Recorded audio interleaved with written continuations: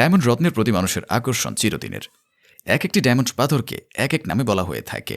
লাল বর্ণের ডায়মন্ড বা হিরে, গোলাপি রঙের ডায়মন্ড বা হিরে। ডায়মন্ড পাথর কত প্রকার হয়ে থাকে আপনি কি জানেন? পৃথিবীতে যত হীরা পাথর পাওয়া যায় তার সবই বিখ্যাত নয় এবং মহামূল্যবানও নয়। এ যাবৎকাল পর্যন্ত পাওয়া হীরাগুলোর মধ্যে আকারের দিক থেকে সুন্দর ভিন্নধর্মী কালারের কারণে এবং স্বচ্ছতার কারণে কিছু কিছু হীরাকে সবার থেকে আলাদা করে ফেলা যায় এবং যা সারা পৃথিবীতে পরিচিতি লাভ করে। ডায়মন্ড রত্নের প্রতি মানুষের আকর্ষণ চিরদিনের। এক একটি ডায়মন্ড পাথরকে এক এক নামে বলা হয়ে থাকে। লাল বর্ণের ডায়মন্ড বা হিরে, গোলাপি রঙের ডায়মন্ড বা হিরে।